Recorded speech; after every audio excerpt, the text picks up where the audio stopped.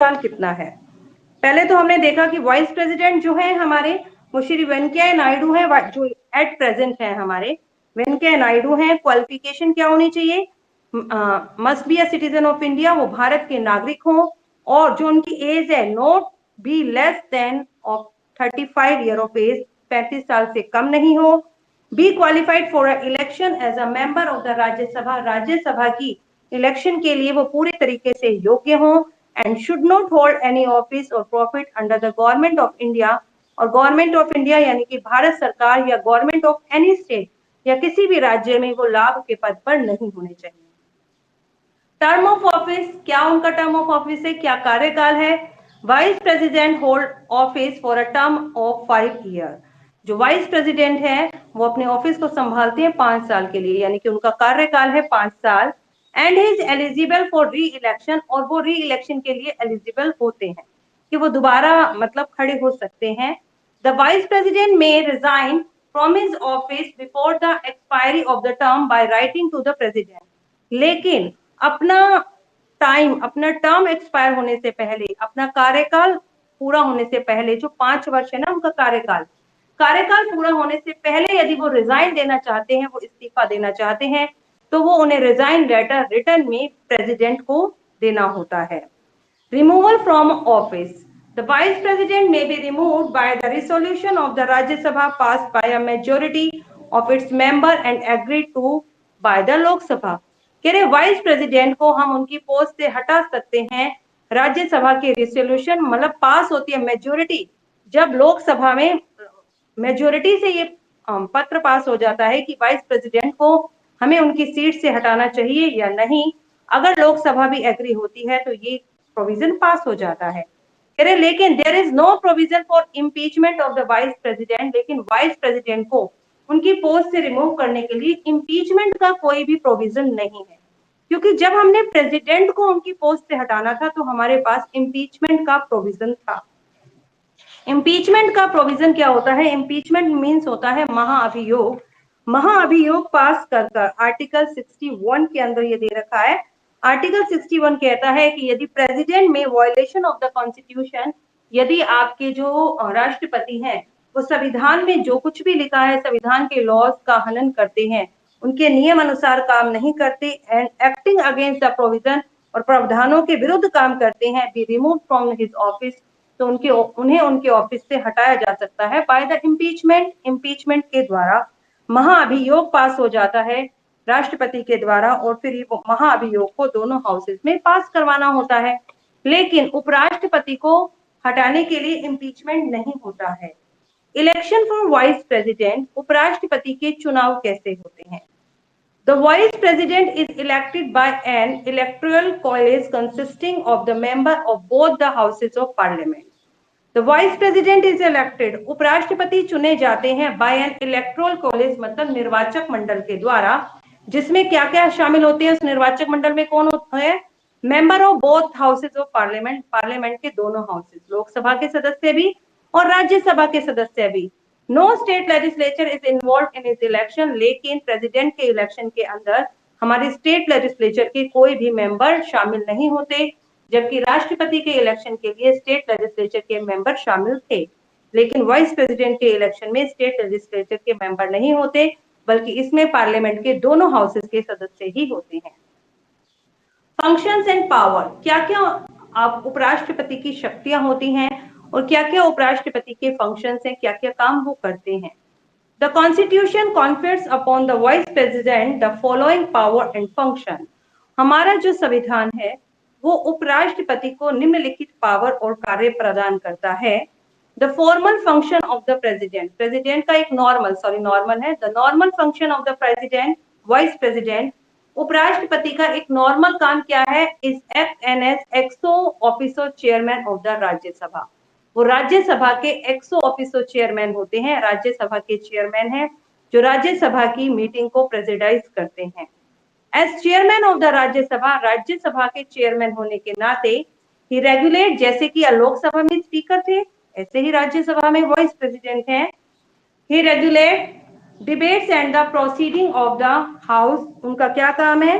Debates, वाद विवाद जो हो रहे हैं उन्हें चेक करना, and the proceeding the house, और हाउस को प्रोसीडिंग करना, जो नया काम हाउस में स्टार्ट हो रहा है उसको उसकी अध्यक्षता करना, and decide to order of the speeches, और जो भी स्पीचेस राज्यसभा में दी जाने वाली हैं उनको ऑर्डर करना, मतलब किस व्यक्ति को किस स्पीच के बाद बुलाना है, ये सब काम आपके उपराष्ट्रपति का है।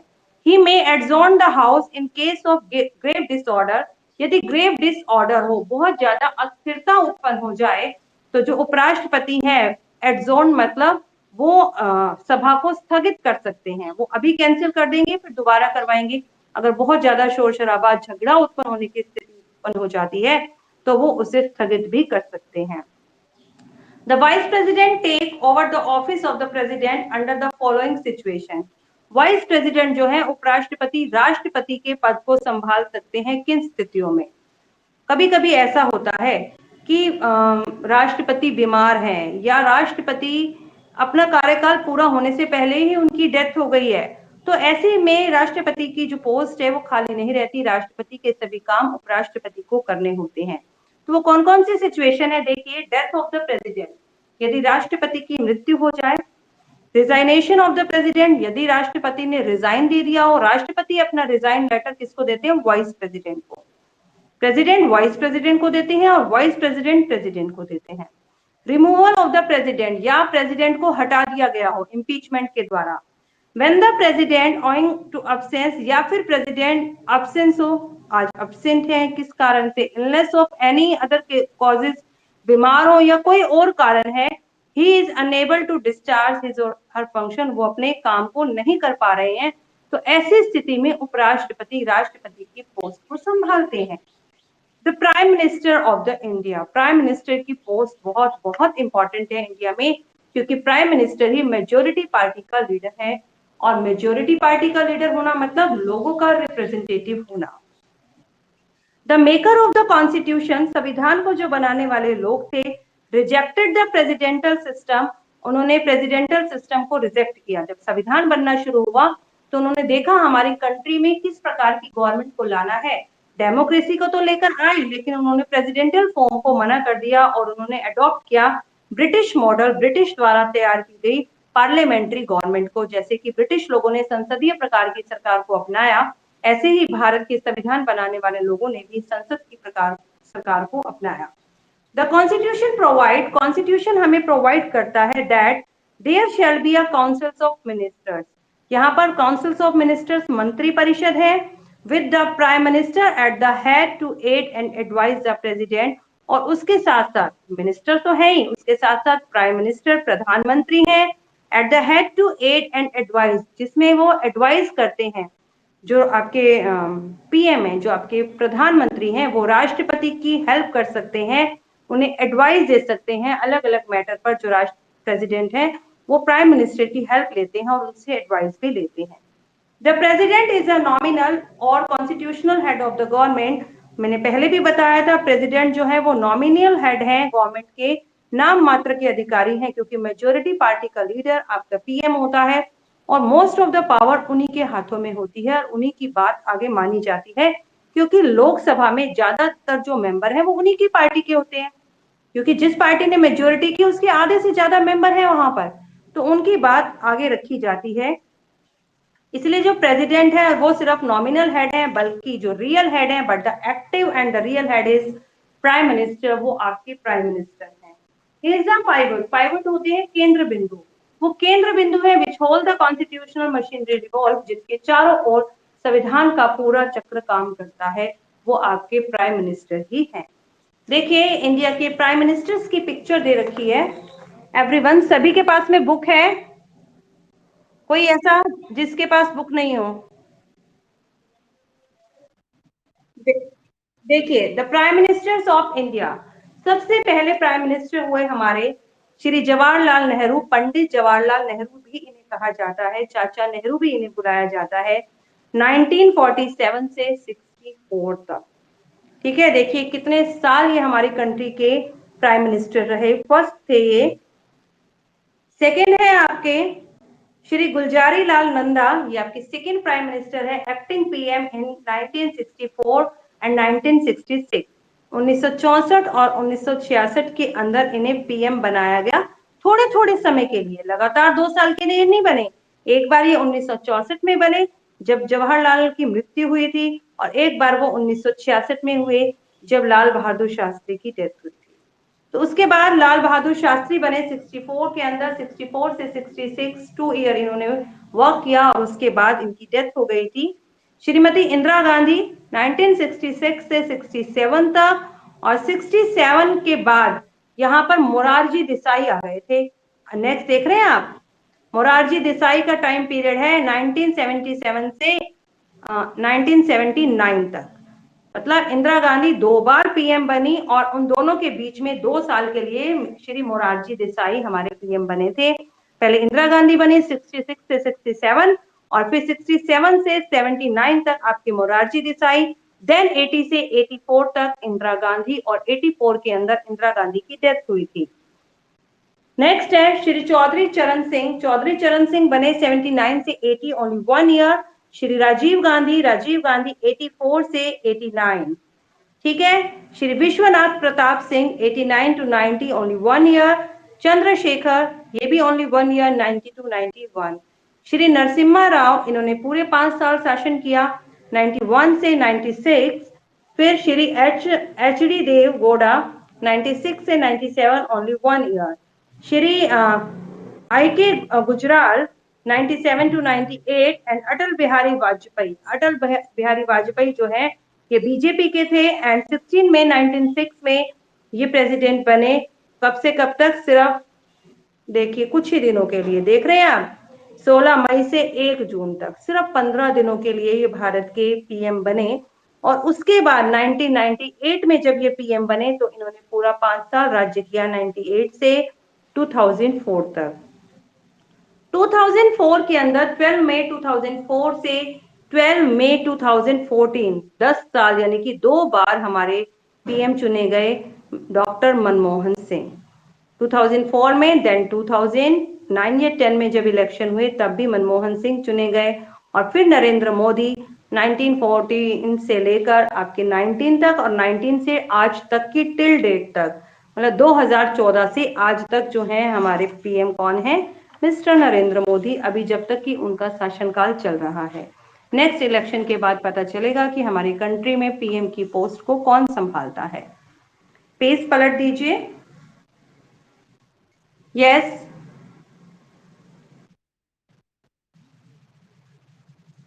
देखिए बेटा, अभी तक तो सबसे ज्यादा हैं जो आपके पंडित जवाहरलाल नेहरू, ठीक है। पंडित जवाहरलाल नेहरू 1947 से 64 तक, काफी लंबा टाइम पीरियड है इनका, ठीक है।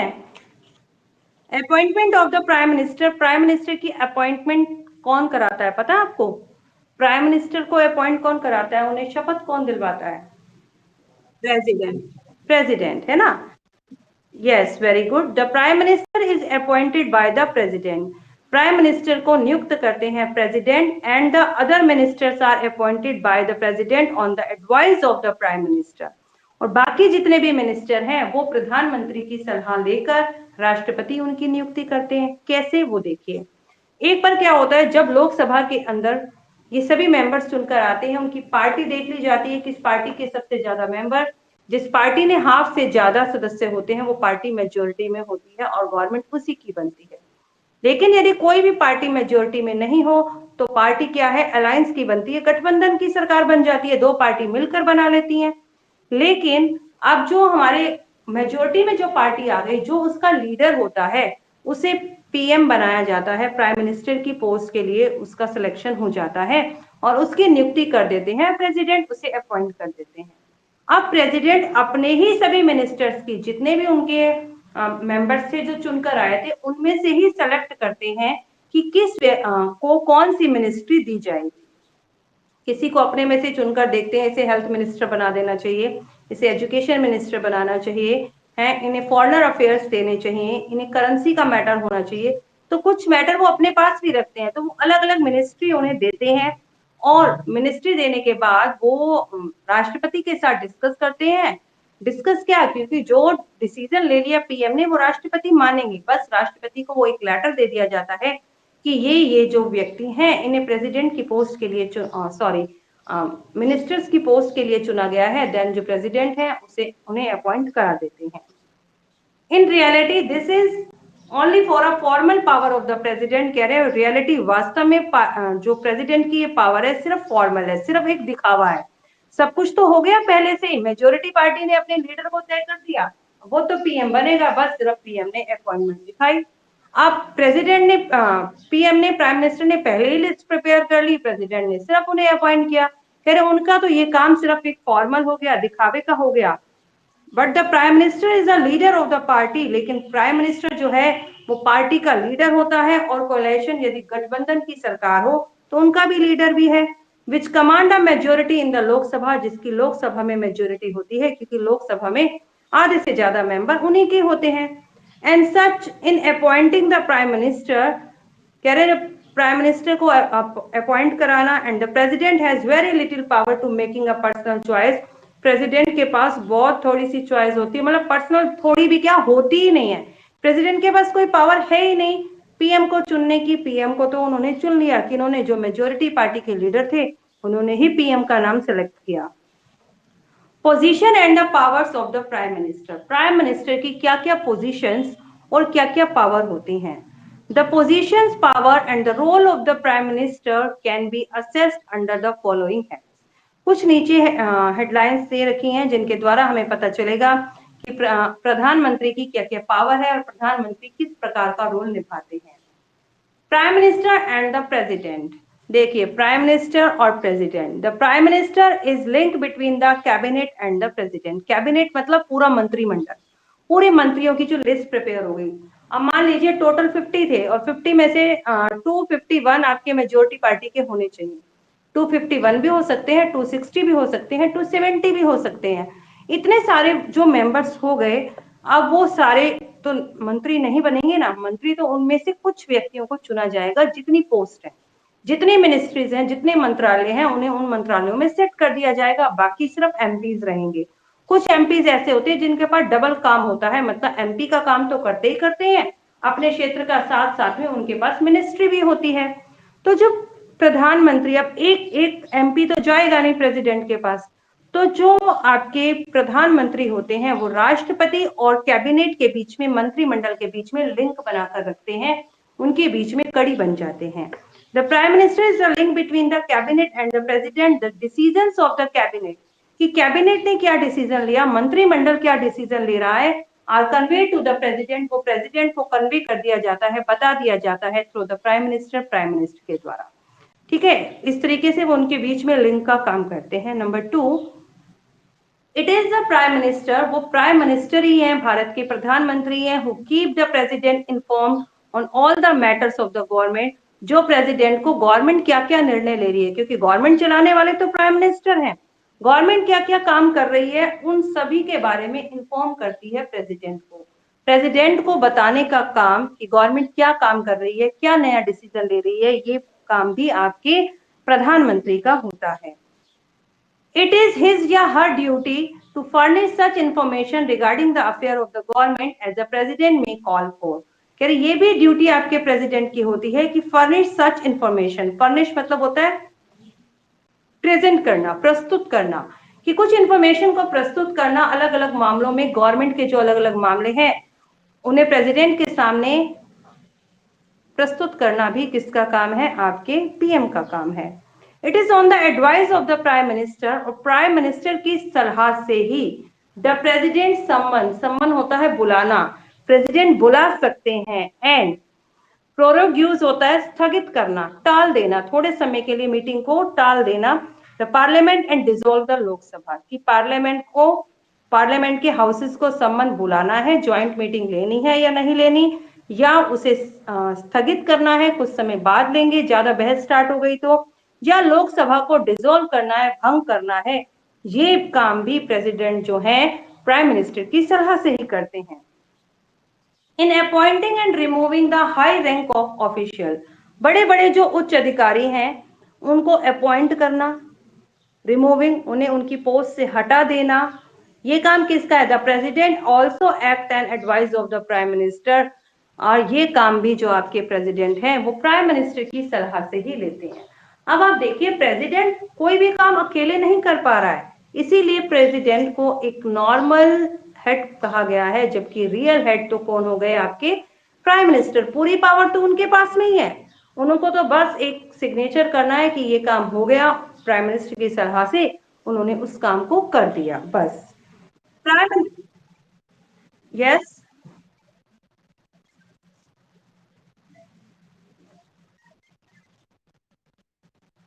लेकिन मैंने कल बताया था प्रेसिडेंट की कुछ अपनी भी पावर होती है, कल बताया था ना मैंने आपको, क्या क्या पावर्स होती हैं प्रेसिडेंट की। चलिए अभी पूछती हूँ मैं आपसे, प्रेसिडेंट की पावर क्या होती है। जब हमारी कंट्री के अंदर इमरजेंसी हो जाती है, कोई आपातकालीन स्थिति उत्पन्न हो जाती है, तो युद्ध, कोई वॉर हो रहा हो, या एक्सटर्नल अग्रेशन, कुछ बाहरी आक्रमण हो रहा हो, या देश में विद्रोह हो जाए, तब जो है प्रेसिडेंट अपनी ये सब पावर प्रेसिडेंट के पास है, वो इन्हें लागू कर सकते हैं।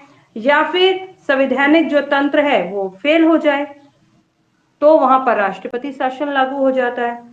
या देश की वित्तीय सुरक्षा को खतरा हो तो प्रेसिडेंट देखते हैं, ठीक है। और प्रेसिडेंट के पास कुछ और भी पावर होती है। कोई भी व्यक्ति को दंड मिला है, उसे मृत्यु दंड मिला है या सजा मिली है, उसकी सजा को माफ करना, उसकी सजा को कम कर देना, ये काम भी प्रेसिडेंट का है, ठीक है। कोई भी जो क्रिमिनल है उसकी, अब जब तक राष्ट्रपति अपनी पोस्ट के ऊपर है, उसके ऊपर हम कोई भी आपराधिक कार्यवाही नहीं कर सकते, ठीक है। और जितनी भी कॉन्टीजेंसी फंड है, मतलब आपातकालीन मुश्किल के लिए जो फंड रखा गया है कंट्री में, वो फंड भी प्रेसिडेंट की सलाह से ही हमें मिलता है, ठीक है। और कोई भी जो मनी बिल जब आता है ना लोकसभा में, मैंने आपको बताया था, मनी बिल सबसे पहले लोकसभा में आता है, तो राष्ट्रपति की सजेशन से आता है। राष्ट्रपति की परमिशन के बिना मनी बिल को लोकसभा में नहीं लेकर जाया जा सकता। राष्ट्रपति की भी काफी सारी पावर्स हैं। और बताइए।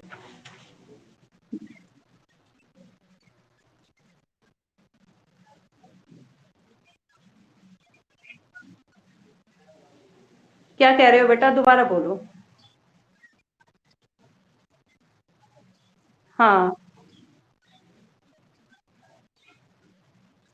मैं स्टेट क्यों नहीं बेटा, वो तो पूरी कंट्री के लिए काम कर रहे हैं, वो तो पूरी कंट्री के लिए कानून बना दिया। जो कंट्री ने कानून बना दिया, जो यूनियन गवर्नमेंट ने कानून बना दिया, जो प्रेसिडेंट तो देश के प्रथम नागरिक है, उनका निर्णय तो सभी स्टेट को मानने होगा।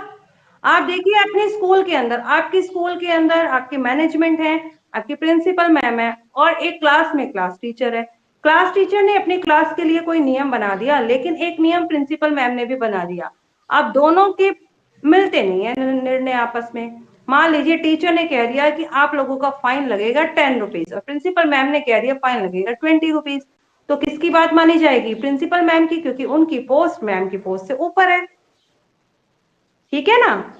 तो वहां पर ऐसे ही यहाँ पर होता है कंट्री के अंदर, कि स्टेट जब भी कोई कानून बनाती है, यदि उसका कानून यूनियन गवर्नमेंट के कानून से मैच नहीं करता, तो यूनियन गवर्नमेंट का कानून ही सर्वमान्य होता है। क्लियर। कोई व्यक्ति है जिसे भाई लग रहा है कि उसे ये पनिशमेंट हो रही है, यदि राष्ट्रपति कुछ स्थितियों को देखते हुए उसकी परमिशन, उसके दंड को रोक देना, उसकी सजा को माफ करना, ये सब अधिकार राष्ट्रपति में है। लेकिन ये नहीं है कि वो किसी की भी कर देंगे, किसी की भी क्यों कर देंगे वो, ये तो बहुत ही रेयर होता है, बहुत ही रेयर होता है कि राष्ट्रपति उसे छूट देते हैं। बहुत सारी सिचुएशंस को फॉलो करना पड़ता है कि किन किन सिचुएशंस को देखते हुए राष्ट्रपति ने उनकी इस सजा को कम किया, ठीक है। ये काम सिर्फ आपके प्रेसिडेंट का ही होता है, प्राइम मिनिस्टर नहीं कर सकते इसे। चलिए, prime minister and the cabinet, प्रधानमंत्री और उनकी मंत्रिपरिषद। Prime minister is the key stone of the cabinet arch. Cabinet arch, पूरा का पूरा जो मंत्रिमंडल है, उसके की स्टोन होते हैं प्राइम मिनिस्टर, उसका आधार स्तंभ है प्रेसिडेंट। मतलब जैसे कि हमारे घर में मुखिया ही ना हो तो बाकी सब लोग तो आपस में झगड़ ही लेंगे भाई, घर का हेड होना जरूरी है। ऐसे ही कैबिनेट जो है, पूरी मंत्रिमंडल, उसका हेड जो है वो प्राइम मिनिस्टर होता है, वही उसका की स्टोन है, आधार स्तंभ है, जो उन सबको आपस में जोड़ कर रखता है। As the head of the councils of minister, ministers का हेड होने के नाते ही या she exercise the following functions, उनको निम्नलिखित काम करने पड़ते हैं। Number 1, the president appoint the minister, president appoint तो कर देते हैं मिनिस्टर को, एंड एलोकेट वर्क, एलोकेट्स मतलब बांटना, उन्हें उनके काम भी बांट देते हैं।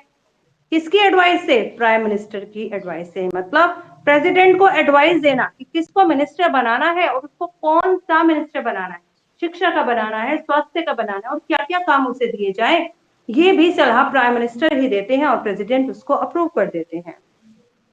The prime minister resignation means, जब प्राइम मिनिस्टर रेजिग्नेशन दे देते हैं, इस्तीफा अपना देते हैं, mean the resignation of the entire council of the minister, तो उसका मतलब हो गया कि पूरी की पूरी मंत्री परिषद ने अपना इस्तीफा दे दिया। अगर प्राइम मिनिस्टर का इस्तीफा हुआ तो समझ लो सबका हो गया।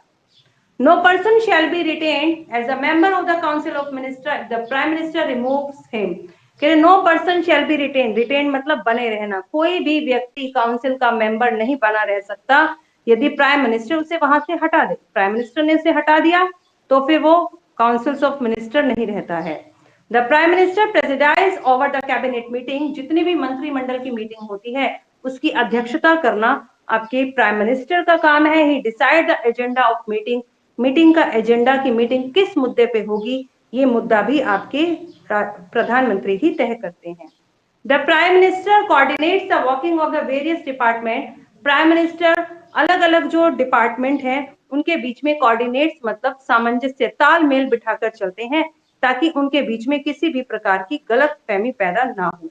The prime minister is link between the cabinet and the president, और उसके साथ साथ प्रेसिडेंट और कैबिनेट के बीच में लिंक का काम, कैबिनेट के काम प्रेसिडेंट तक पहुंचाना भी आपके प्राइम मिनिस्टर का काम है। यस बोलिए। मुद्दे, किस किस चीज को लेकर मीटिंग होने वाली है, क्या एजेंडा बन रहा है, ठीक है। और बताओ, क्लियर है? कल ये चैप्टर हमारा कंप्लीट हो जाएगा। इसकी कुछ एक्सरसाइज पार्ट हम करें जो आज हमारा हो चुका है इससे रिलेटेड। आओ एक बार पेज नंबर C42 पर, जितना हमने पढ़ा है उसमें से यदि कुछ एक्सरसाइज है तो हम कर लेते हैं, बाकी को अभी हम छोड़ देंगे। The president of India, Bharat की जो प्रेसिडेंट है कौन चुनता है उन्हें? Direct elected by the citizen, citizen के द्वारा चुना जाता है। बताइए, प्रेसिडेंट का इलेक्शन नहीं, इसमें आएगा, क्या आएगा बताइए। हम्म,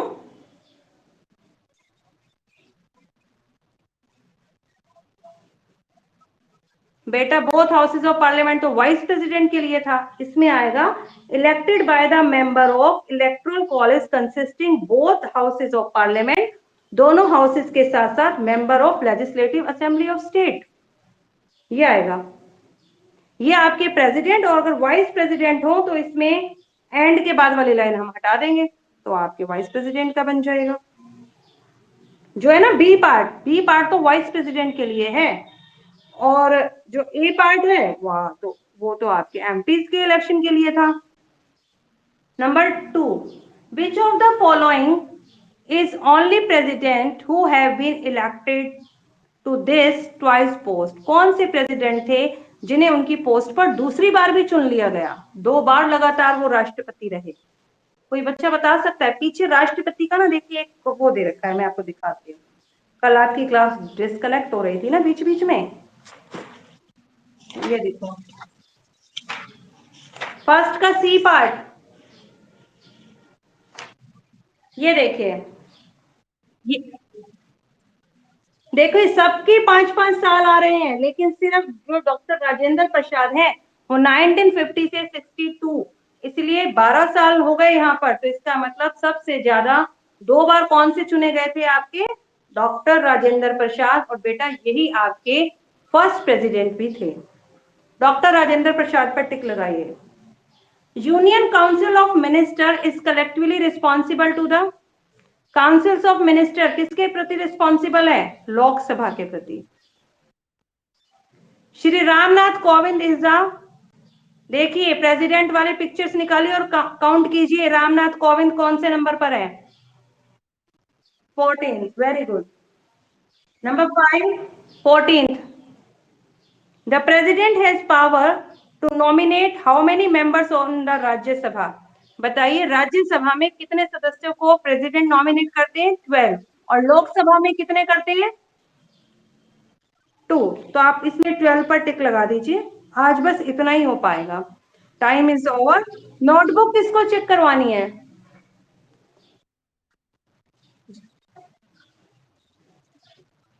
लोकसभा। थर्ड का लोकसभा, फोर्थ का 14th और फिफ्थ का 12। अब लाओ, मुझे नोटबुक कौन दिखा रहा है? सिर्फ वही रह जाओ, बाकी लीव कर दो।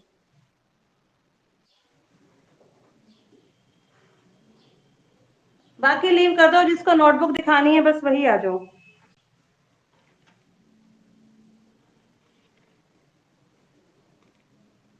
Yes, Saurabh. Saurabh Kumar. Saurabh section A1। 1 और 2 चैप्टर दिखाए थे आपने मुझे। आपने 1 चैप्टर भी कर रखा था ना। चैप्टर 3 दिखाओ, मिनरल्स वाला। यस, चैप्टर 3 आगे दिखाओ, पेज पलटो। यस, ऑप्शन बताओ उसके। यस, आगे चलो बेटा, सिविक्स में चलो। ऑप्शन बताओ बेटे जल्दी। लोकसभा। यस, चैप्टर नंबर 2 निकालो। सेक्युलरिज्म वाला चैप्टर निकालो। Very good. चैप्टर 3 भी कंप्लीट हो गया सौरभ आपका? दिखा दो बेटा। हम्म। Very good. लीव कर दो। राहुल, आपको दिखानी है नोटबुक? बेटे, थर्ड का आंसर है लोकसभा। पारस। राहुल। राहुल। राहुल, माइक ऑन करो। कौन से सेक्शन से हो?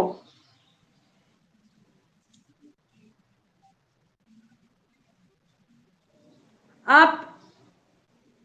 राहुल, आप पिछले साल कौन से सेक्शन में बैठे हो? 7th में, वो बता दो। कैमरा ऑन कर।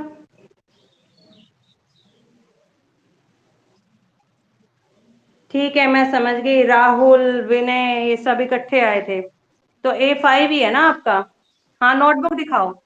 वंशिका, आप भी ओपन कर लो बेटी नोटबुक। वंशिका, आपका कुछ रह गया था? कंप्लीट है आपका तो। वंशिका, चैप्टर 3 कंप्लीट कर लिया तो दिखा दो। क्या कह रहे हो पारस? फिफ्थ के ऑप्शन बताओ।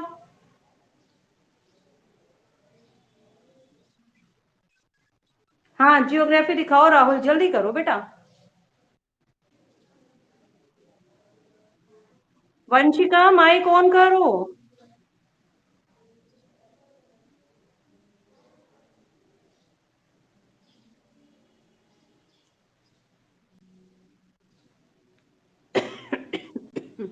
यस, चलो आगे। अभी जब आप 8th में बैठ रहे थे तो आप कौन से में बैठते थे? अंश वाली क्लास में ही बैठ रहे हो ना? ठीक है, चलो पेज पलटते जाओ आप जल्दी। Very good. हाँ जी। 2 कंप्लीट था ना? चलो पॉलिटिकल निकालो। क्यों? तो आपके पास सिविक्स के चैप्टर हैं? चैप्टर है तो हाँ, कर लेना, कल दिखाना, ठीक है। ओके, लीव करो। वंशिका, आप दिखा रहे हो? वंशिका, राहुल लीव कर दे बेटा। वंशिका। वंशिका।